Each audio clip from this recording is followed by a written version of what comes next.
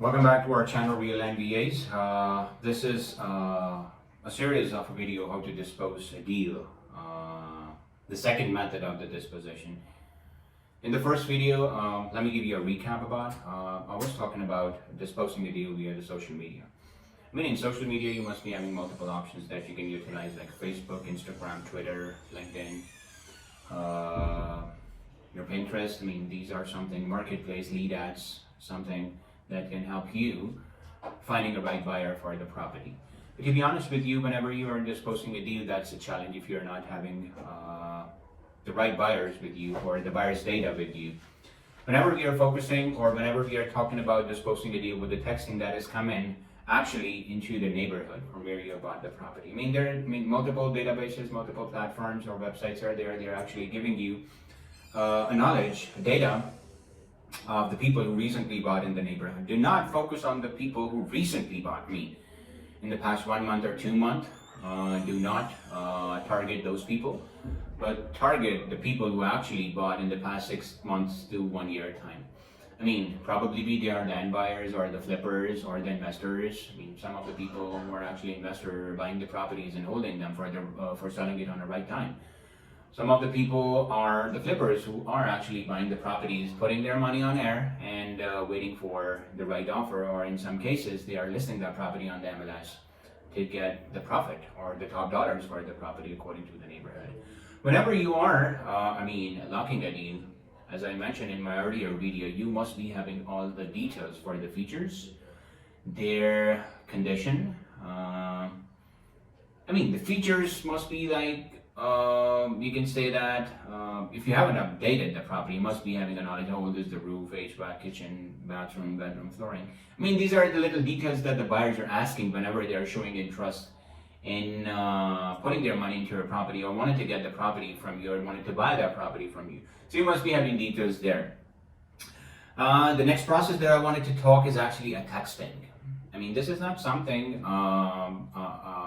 you can say a typical method, but this is something a different method. This is not a texting campaign where you need to send the property address, their features, everything, and then you will be sending the link of the pictures and sending it to the people's cell phone. Or you can, approaching them. This is something you just need to drop a text message. Hey, we have a property under contract in that street. If you're interested, respond us back. This is something a smart, sweet, and short text that actually attracts a buyer if they're having mind buying the properties in the neighborhood. So they will be contacting you and they will be asking you. And then I must say, if you are using a platform from running the text messages, you must be having templates already set templates according to the questions. Because normally whenever you're sending a test, people will be saying interested. You must be having a response in shape of a template that the one who is sending you interested, you can respond them, a text or a response accordingly, a template response accordingly. The template is not a complete document. There must be something precise details about the deal or the property. Someone is saying, send me the details, then you must be having a precise answer according to that so that you can submit it to them and you can build a conversation. In locking a deal and in disposing a deal, the most important thing is to create a repo.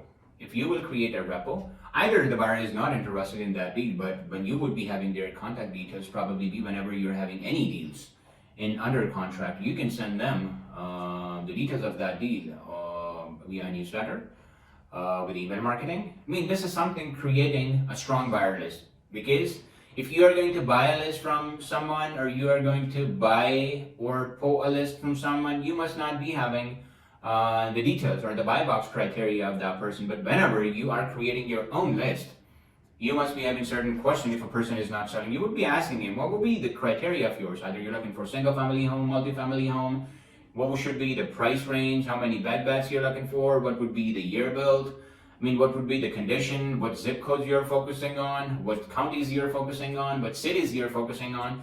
This is something that you can precise the details and you can focus on accordingly, and that will help you creating a great buyer list. As I mentioned, this is a process of texting. Create your responses into a template and use a software or a tool. If you are in need of any kind of details of the softwares or tools, comment us below and we will respond to you as best of our knowledge and recommend you what tool suits you well, and we'll help you in configuring that one. If you're having any other questions about Dispo, let me know. I'll be happy to answer. And wait for my third video. That is going to be what platforms or what data platforms are great that actually helps you finding a right buyer list or the right buyers.